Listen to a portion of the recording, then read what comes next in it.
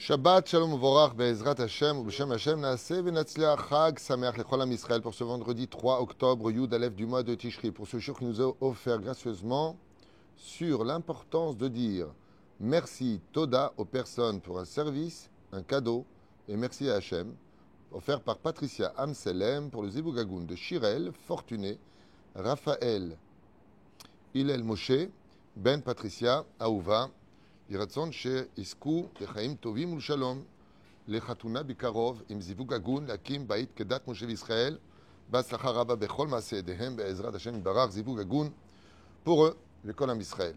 ודאי que ce shiur l'aurait dédié particulièrement. Merci pour votre soutien. Une pensée pour toutes les personnes malades, toutes les personnes blessées, pour nos otages, pour nos chayalim, kol am Israël, bechol atar ve'atar, et juifs d'Israël et de diaspora, chez Tov, les Koulanu, avec cette année, Yiratzon, que mois de Tishri. La Géoula est possible aussi, pas forcément au mois de Nissan, Marloquet, Bezrat Hashem pour chacun de nous, Pratit ve Klalit. Alors, ce chiour est certainement un des chiours les plus essentiels, puisque je dirais vraiment quelque part, que le monde a été créé pour justement la reconnaissance. Le problème qu'on a, c'est que pour avoir de la reconnaissance, il faut avoir des bases, de l'éducation. Dans cette génération, moi, je me rappelle quand j'étais jeune, contrairement à aujourd'hui, c'était impossible de recevoir quelque chose sans qu'on ait les parents ou les grands frères et sœurs ou les amis qui disent tu dis pas merci. On nous éduquait quand tu rentrais à dire bonjour, quand tu partais à dire au revoir. Je me souviens qu'une fois, enfant, j'étais parti et rentré dans la voiture, un membre de ma famille m'a dit tu leur as dit au revoir? J'aurais dit non, j'étais un enfant. Tu remontes et tu dis au revoir. C'était beau, c'était bien. C'était bien. Je dis, ah ouais, c'est vrai, j'ai oublié. Je suis monté, j'aurais dit au revoir à tous. Et j'ai entendu dans les escaliers, il est bien éduqué, cet enfant. Aujourd'hui, ça a beaucoup changé. Si l'enfant ne dit pas bonjour, alors tu ne dis pas bonjour à papy, tu ne dis pas bonjour à ton père, tu ne dis pas bonjour à ceci, cela. Oh, ça va, tu me saoules. Tu dis pas merci, écoute, t'es pas content, t'as qu'à le reprendre ton truc. C'est très bizarre, ce côté animal éducatif qu'on donne à nos enfants sous prétexte que la chutzpah isgé, comme c'est marqué dans la Gemara. Seulement, regardez bien. Pour pouvoir accéder à un tel niveau, je dis bien un tel niveau de reconnaissance, il faut être quelqu'un d'extrêmement pieux, sage et intelligent. La politesse ne peut pas appartenir aux idiots. Pourquoi ? Parce que la majeure partie des gens, hormis le côté culturel universel du remerciement naturel, estiment que le merci se mérite. Sur ce, vous allez constater que quand il s'agit d'eux, ils estiment qu'à chaque fois leur revient un merci. Mais quand il s'agit des autres, eh bien, il faut qu'ils le méritent. Et combien même ils disent merci, ils oublient de redire merci. Je vais vous donner un exemple concret. Vous savez qu'il y a une époque, pour ceux qui ont plus de 50 ans, ils le vivront très facilement avec le sourire. Quand on était invité à des mariages, des bar mitzvot, des brit milot, des anniversaires, des shabbats, des yom tov, des fêtes juives, vous savez comment on faisait à l'époque? Il n'y avait pas les portables. Non seulement on disait merci quand on était accueilli, on disait merci quand on quittait après la fête ou l'événement, mais beaucoup de gens vont retrouver le sourire. Le soir même, rentré à la maison, on donnait un coup de téléphone en disant « On voulait encore vous remercier ». C'était extraordinaire cette époque. Tu avais un plaisir à recevoir. Et ce qu'il y avait de bien, c'est que combien même on pouvait se retrouver face à des situations des fois où on peut être un peu piqué, blessé, dérangé. On donnait ce coup de téléphone parce qu'on avait cette positivité de regarder les 95% de bien, les 5% de mal, on faisait la paix au téléphone. Bon, il y a eu ça, c'est pas grave. Non, je voulais quand même m'excuser. Il y avait ce dialogue. On était capable de prendre le téléphone. Et ça, c'est extraordinaire parce que en hébreu, le mot les hit kacher veut dire quoi réellement parlant en hébreu? Les hit kacher, contacter l'autre, pas du tout. Exactement. On créait des liens. On créait des liens de se parler au téléphone, de régler les problèmes, de ne pas laisser de vase dans le cœur. Quelle belle époque qui nous manque aujourd'hui. Aujourd'hui, je vous dis franchement, pas tout le monde est comme ça, ne sois pas négatif. Mais quand tu fais un mariage, et je fais beaucoup de troupotes grâce à Dieu, je l'entends autour de moi. combien il a payé la mana, je trouve il s'est fait un peu avoir, c'était ridicule de faire ça, pourquoi avoir lâché les pigeons? Mais ferme ta bouche, on t'a rien demandé. T'es un invité, tu viens et c'est tout. Et quand on quitte la salle, combien partent sans dire au revoir? Combien ne renvoient pas de message? Merci pour l'invitation, c'était très sympathique. Quelle belle roupa, ça fait tellement plaisir. Mais ça, par contre, c'est quand ça t'arrive à toi. Je ne parle pas du Tunisien avec son haï, les poils ouverts comme ça sur le torse qui dit alors, vous êtes content? Ouais, tu nous as mis plein la vie. On ne parle pas de ça. On parle de choses sérieuses. Combien il est important d'avoir de la reconnaissance. Et pour illustrer ça, j'aimerais vous parler de 2 points précis. Le premier point, et qui me tient à cœur, c'est qu'il faut avoir des midotes exceptionnelles pour avoir de la reconnaissance. Exceptionnelles. J'aimerais vous parler d'un rave que j'ai eu le mérite de connaître, peu de temps, qui avait une femme, Bilti Nisbelet. Il avait une femme, elle s'appelait Insupportable, c'est son nom. Bilti Nisbelet. Et j'ai demandé au rave, alors que cette femme lui parlait quand même moins que rien, j'étais une fois invité chez lui un Shabbat à la maison, Shem Yishmor Virachem. Elle lui parle, c'est un grand rave maintenant, le Rosh Yeshiva, pas n'importe qui. Partout où il va dehors, on lui embrasse la main, un tapis rouge. Et ça dit, quand la chasse balpé. Sa femme, mais Zalzel et Beau Chabal Alazman, comme on rava, dans la Gemara. J'aime ça. Un jour, je lui ai dit, pendant Shabbat Kodesh, je n'ai jamais posé une question au Motzei Shabbat. Il y a marqué Mitzvah Isha Ra'a, Mitzvah le Garshana. Comme ça nous dit la Gemara. Une mauvaise femme, mitzvah de la divorcer. Comme ça dit Rav dans la Gemara. Mitzvah de la divorcer. Mitzvah. Isha Ra'a, lama, parce qu'elle devient un obstacle, comme c'est marqué. Il doit attacher mes simcha. 3 ont une vie où ils ne trouveront jamais le sourire. Et une de ces 3 conditions, c'est une femme mauvaise à la maison. Alors bien sûr, ce que je dis, ne profitez pas à dire à ma femme elle est mauvaise, je vais la divorcer. Hein. N'utilisez pas encore comme tremplin pour vos bêtises. Dès que j'ai un mot, tu as vu ce qu'il a dit? Qui t'a dit que c'est pas toi qui es mauvais? Je parle de la Gemara, okay? Mais la reine, pourquoi il faut la divorcer? Les Ramim nous disent, parce que tu perds le sourire. Arrête, le nid d'amour dans la vie d'un homme, la vie est tellement dure dehors, que où est-ce qu'il va trouver enfin de la sérénité, de l'amour, du sourire? À la maison. Une famille scindée permet de surmonter tous les obstacles de la vie. Et si à la maison, à peine tu arrives, elle te crie dessus, elle te parle mal, ceci et cela, c'est Baya. Et cette femme-là, on est invité, on est là, devant tout le monde. Tu n'as pas fait comme ça, je te donne le balai, tu ne sais même pas passer le balai, il faut que je fasse tout derrière, tu es un bon à rien. Oh, tu humilies ton mari en public. C'est dur d'être face à une femme comme ça. Alors j'étais voir ce rave. Le Motzei Shabbat, je lui ai dit, voilà, je voulais savoir quelque chose. Votre vie, elle est toujours comme ça? Il m'a dit, elle a toujours été comme ça. Elle m'a eu. Avec le sourire, il me dit, elle m'a eu. J'ai mal de mérite. Il dit, avant le mariage, souriante, aguichante, agréable, pieuse, que de Torah. J'ai dit, c'est Baruch Hashem, bonne famille. Seulement, elle est toxique, cette femme. Elle est malade, comme ça il m'a dit, pas dit toxique. Elle a beaucoup souffert. Apparemment, peut-être qu'elle n'a pas eu assez d'amour. Kafsrout, un truc incroyable. Et j'ai appris beaucoup de choses de lui. Je lui ai posé une seule question. Je lui ai dit, Arabe, vous êtes très connu. Enfin, pour ceux qui vous connaissent, en tout cas, nous, on vous connaît bien. Je veux savoir quelque chose. Pourquoi vous ne changez pas de femme? Je ne vais pas parler de divorce. Juste pour apprendre, j'étais assez jeune à cette époque. C'était 4 ans après ma alia. Pourquoi vous ne changez pas de femme? Il m'a dit, je ne peux pas changer de femme. Je lui ai dit, pourquoi? Il m'a dit, parce que si je changeais de femme, je perdrais toute ma Torah devant Dieu. Alors je lui ai demandé pourquoi. Et cet homme m'a dit, parce qu'à une période de ma vie, quand j'étais marié avec elle, j'ai été très malade. J'ai été hospitalisé. Elle venait me voir tous les jours. Bon, peut-être pour voir si je ne meurs pas, tu vois. Je ne sais pas. En tout cas, tous les jours, elle venait me voir. Et elle s'occupait de mes affaires. Elle a veillé aux enfants. Et quelque part, elle a eu des mots gentils. T'inquiète pas, guéris-toi. T'inquiète pas, guéris-toi. Peut-être qu'elle avait besoin d'un cobaye pour se faire les dents. Mais en tout cas, chaque fois que j'ai eu besoin de quelque chose à l'hôpital, elle s'est empressée de me l'apporter. Toute ma vie lui appartient. Je ne peux pas la divorcer. Ça voudrait dire que je ne sais pas dire merci, que je suis un ingrat. Et la reine, si je perds ma femme, je perds toute ma Torah.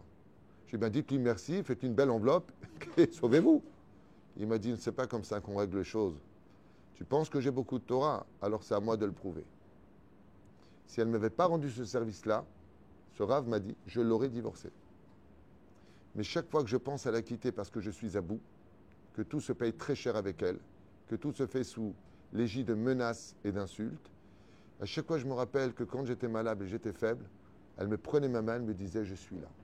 Alors je resterai près d'elle jusqu'à la fin de ma vie. Je lui ai dit, vous êtes plus grand que ce que je ne pensais. D'accepter une telle souffrance journalière, qui peut subir ça? Surtout que c'est pas un Rav qui est vieux, il a 43 ans quand je lui ai posé la question d'avoir 43 ans, 45 ans maximum. Il refait sa vie. Elle m'a la sotma, t'as une femme comme ça, Mizal Garchena. Je peux pas. Elle m'a remonté le moral, elle a été là pour moi, je ne peux pas la renvoyer.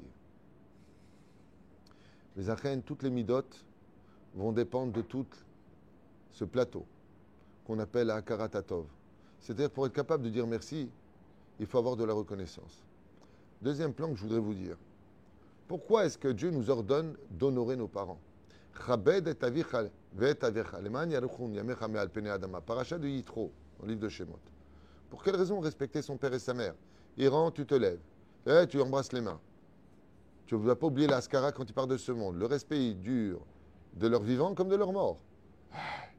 Tout ça parce qu'ils ont passé une nuit ensemble. Ils n'ont même pas fait exprès de t'amener au monde. Oh chérie, je suis enceinte. Encore un? Ils n'ont même pas fait ça pour toi. Ils t'ont donné une chose. Tous les plaisirs que tu vis. Tous les voyages que tu fais. Tous les bons moments de ta vie. S'ils n'avaient pas eu ce moment pour eux, pour t'amener dans ce monde, pour te porter 9 mois dans le ventre de ta mère, pour te donner à manger quand tu étais fragile et dépendant, tu ne pourrais pas connaître tous ces bonheurs. Ce qui fait que quelqu'un qui est religieux dans ce monde, Hirat Shamayim, chaque fois qu'il a une bonne nouvelle, chaque fois qu'il achète quelque chose, il doit d'abord appeler ses parents et leur dire merci, parce que grâce à votre acte, aujourd'hui je vis des moments. Je me marie, j'ai des enfants, j'ai une voiture, j'ai acheté une maison, j'ai fait ma alia. Tous ces bonheurs, tu les dois à qui? Tu vas dire à Dieu. C'est Dieu qui m'a donné tout ça. Alors Kadosh Baruch Hu, il te dit dans la Gemara 3 choutafim pour faire un enfant. Il y a 3 associés. Papa, maman et Dieu. Dieu met à Kadosh Baruch Hu les parents au même niveau que lui. Et c'est pour cela que tu ne peux pas trouver Dieu si tu n'as pas de gratitude. Et la gratitude, c'est de dire merci. Voyons un exemple. Je ne vais pas vous le faire maintenant, ça va durer des heures. Mais observez bien toutes nos prières. Toutes nos prières sont basées sur la gratitude. Allez, on y va. Comme un jour, j'ai dit à une personne qui ne faisait pas les brachot. J'étais avec lui à Natania, on a eu rendez-vous. J'ai demandé un café et un verre d'eau, comme de coutume. Et la personne dit, ah, c'est une bonne idée, un café et un verre d'eau. Je prends mon verre d'eau d'abord pour faire la bracha boire révite, pour pouvoir faire la bracha chaona après Boré Nefashot. Sur le café, on ne peut pas faire Boré Nefashot, donc je prends ça. Et lui, directement, il prend son café, sans aucune gêne, et il le boit. Je l'ai arrêté. Je lui dis, pourquoi tu ne fais pas la bénédiction? Et il m'a dit, je ne suis pas vraiment convaincu de tout ça. Je lui dis, très bien. Mais ce que j'ai vu, par contre, c'est que quand le serveur t'a apporté... C'est dit le serveur? C'est comme ça qu'on dit. Hein.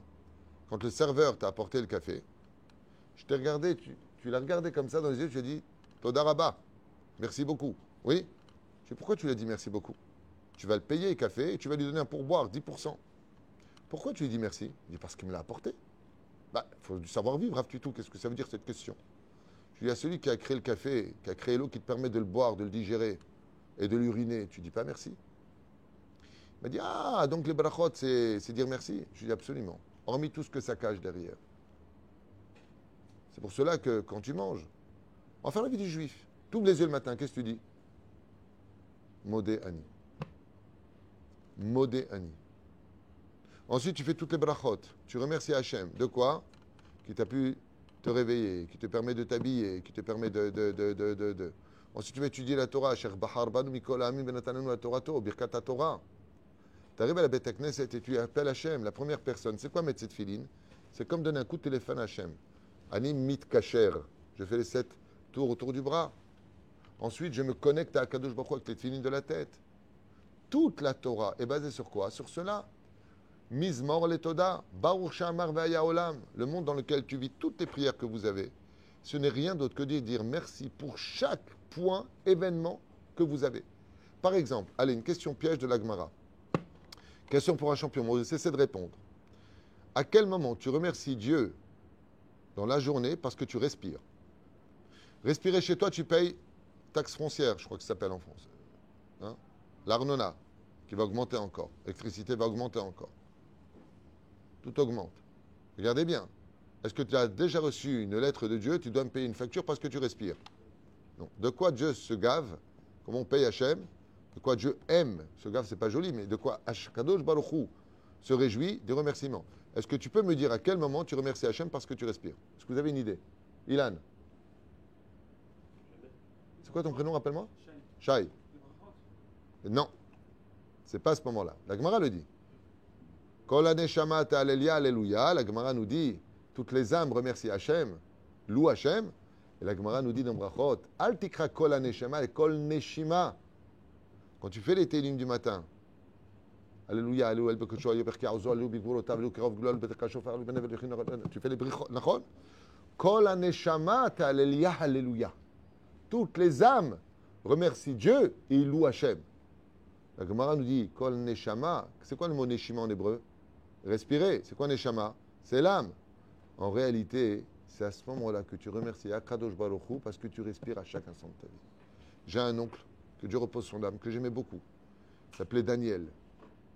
Daniel Twitou. Alav Shalom. Il était miskin, il était avec la polio, il avait le bras handicapé. C'est une personne que j'aimais vraiment beaucoup. Il était humble, gentil. Il a beaucoup souffert dans sa vie.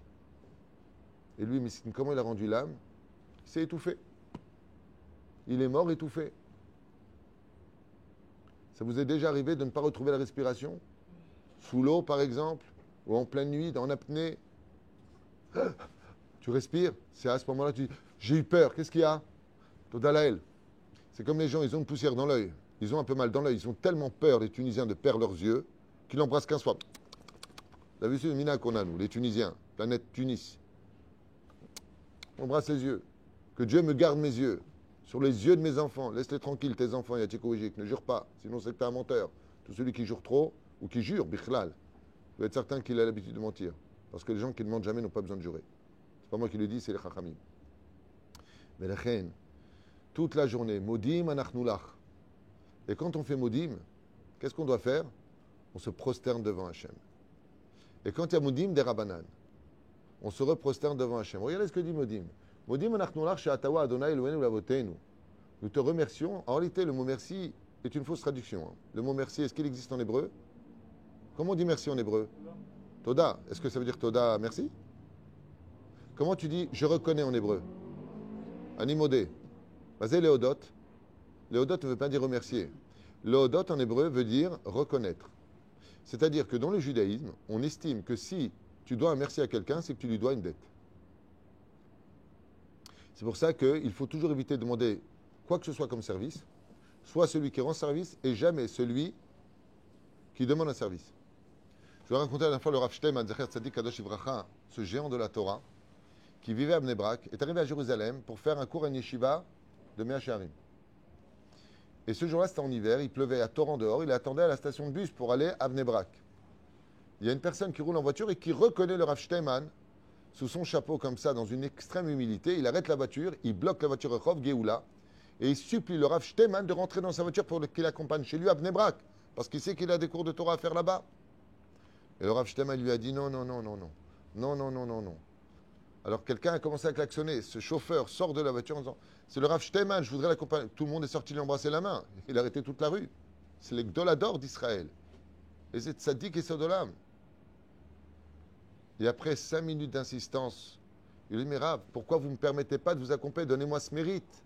La voiture elle est propre, laissez-moi ce mérite. Et le Rav Shteiman lui a dit je ne peux pas accepter, je n'ai pas le permis. Mais ce n'est pas vous qui conduisez. Il lui a dit non, tu n'as pas compris. Si tu m'accompagnes jusqu'à chez moi, toute ma vie durant, je prierai pour te raccompagner une fois jusqu'à chez toi. Je veux pas de dette, il lui a dit. Si tu m'accompagnes jusqu'à chez moi, je te dois de te raccompagner un jour jusqu'à chez toi. On fait une deuxième histoire avec Baba Saleh, que vous pouvez lire dans sa biographie. Baba Saleh, à la Shalom, il avait un shamash extraordinaire que je mérite de connaître. qui s'appelait Rabbi Eliyahu El-Fassi, à la Shalom. On allait au mikvé ensemble quand je vivais à Netievot. J'ai vécu 3 ans là-bas avec ma première épouse, que Dieu repose son âme. Et Rabbi El-Fassi m'a raconté que Baba Saleh, quand il étudiait la Torah, il était strictement interdit de le déranger. Ni tu tapes à la porte, ni tu le déranges. Quand il est dans ses heures d'études, personne ne peut rentrer. Il est mort pour ce monde, il est vivant pour l'étude. Sauf une chose. Un jour, il vient voir, me dit Rabbi Eliyahu El-Fassi, il lui dit, si un homme vient d'Angleterre qui s'appelle un tel, même si je suis en pleine étude, tu tapes à la porte et tu me déranges. 3 mois plus tard, c'est cet homme qui arrive, il tape à la porte de la chambre de Baba Saleh et il lui dit, voilà, l'homme que vous m'avez dit de vous déranger pour lui est arrivé. Baba Saleh pose son livre. Ah, Baruch Hashem, il pose son livre. Il se prépare comme ça, il le reçoit à Todaraba, il l'installe dans son salon marocain bien sûr, et Baba Saleh va lui préparer lui-même, alors qu'il a il a Rabbi Eliyahu El-Fassi qui est là pour ça, il avait des personnes pour servir. Non, personne ne fait rien. Et Baba Saleh lui prépare thé en nana, thé au shiba, des gâteaux, l'assiette, et lui-même il vient servir cet Anglais. Quand il est parti, Rabbi Eliyahu El-Fassi il a posé la question à Baba Saleh, il lui a dit, Ara, vous avez arrêté l'étude de la Torah, et au lieu qu'on sert comme d'habitude les invités, pourquoi vous êtes empressé vous-même d'agir ainsi? Et Baba Saleh, il a répondu, je vais vous dire pourquoi. Cet homme qui est venu est un homme très riche. Et une fois, il m'a accueilli chez lui, on devait faire mincha, et on a été accueillis chez lui pour faire mincha. Et comme il s'agissait de moi, il a permis à personne de ses servants, serviteurs, de me préparer. Il a dit, je vais avoir le mérite. Il est parti me préparer lui-même, thé au shiba, thé au nana, et une assiette avec des gâteaux qu'il m'a présenté. Je pleure depuis Hachem, qu'il vienne chez moi, que je puisse lui rendre. C'est ça qui fait de Baba Saleh, Baba Saleh. Vous comprenez l'importance de la gratitude. Baba Saleh lui a dit, j'arrête l'étude. Pourquoi? Le but, c'est pas d'étudier, c'est de vivre sa Torah. C'est pour ça que toute notre vie, dans la reconnaissance des choses, nous apportera toujours le bien. Au frère, je voudrais finir avec quelque chose d'essentiel. La vie est faite de haut et de bas, et dans ma blague, je préfère laisser les bas pour les femmes. Un jeu de mots. La reine Bezrat Hashem, quand on arrive quelque part, et que des fois on perd quelque chose, n'oublie pas, avant de t'énerver, de laisser tes émotions envahir ta colère, de remercier d'abord d'être arrivé jusqu'à l'endroit, d'avoir trouvé une place, d'avoir été invité. On oublie tout. Dès que les choses dévient de nos programmes personnalisés, de notre façon de voir les choses, on oublie de remercier. Par exemple, quelqu'un te reçoit, mais à la fin, ça se passe mal. Si vraiment tu as de la Torah dans les veines, tu dois lui dire, regarde, d'abord je voudrais te remercier parce que tu m'as quand même accueilli. C'est dur ce qui est en train de se passer, j'espère que ça s'arrangera. Mais je préfère partir maintenant pour ne pas envenimer les choses. Ça, c'est quelqu'un de kadosh, c'est quelqu'un de bien. Pourquoi? Parce qu'il n'a pas condamné. Ouais, c'est pour m'inviter pour ça, c'est pas la peine. Tu ne peux pas dire ça. C'est leodot kodem kol ala tov. Chez Nehemar, tov leodot lachem, ou zamer le shimcha elyon. Écoutez bien ce que ça veut dire. Vous allez être épaté. Enfin, je ne sais pas, en tout cas, moi je l'ai. Tov leodot lachem. Tout celui qui se remercie à Hachem. Hachem, pour savoir Dieu. Mais en réalité, toute autre personne. Ou zamer le shimcha elyon. Tu finiras par chanter pour quelque chose de plus élevé. Tu finiras par chanter quelque chose de plus élevé. Je finirai avec une histoire que j'ai lue qui était très sympathique, qui est un peu différente de d'autres histoires qui sont similaires. Écoutez bien ça.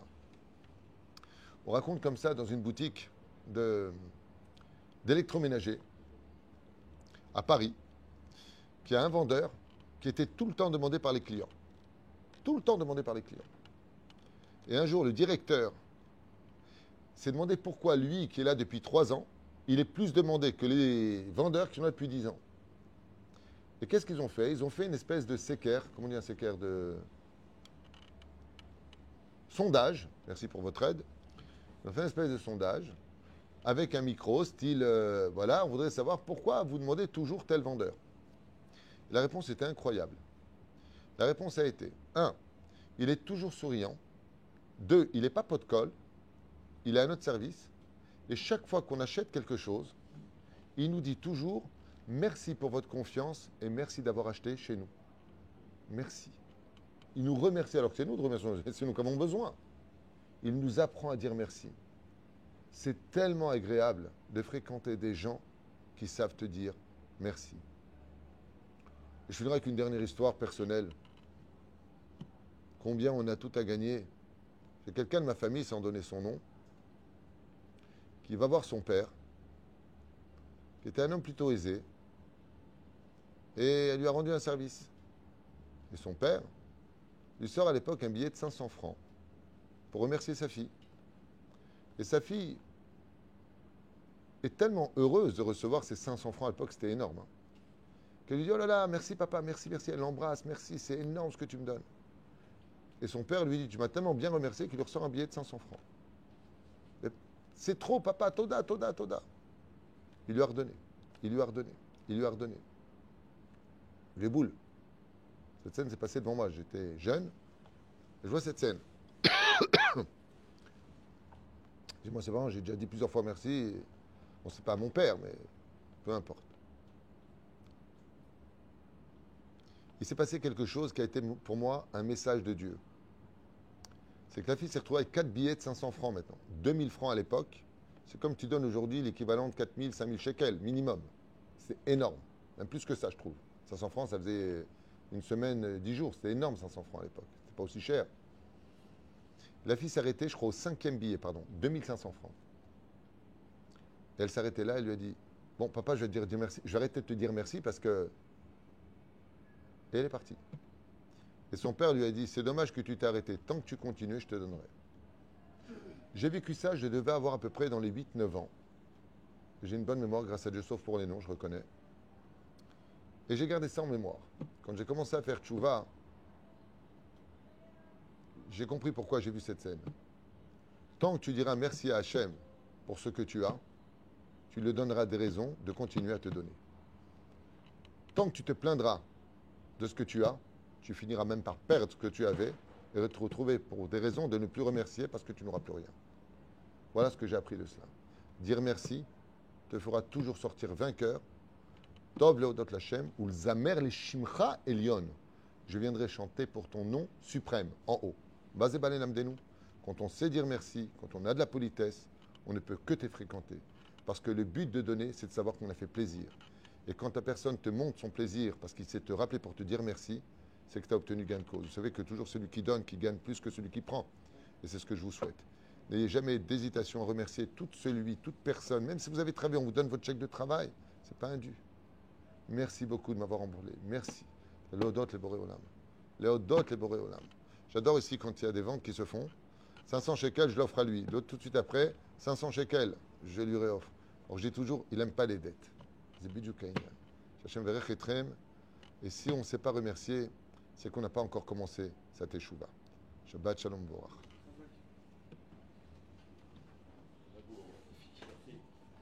Merci. C'est pas mal.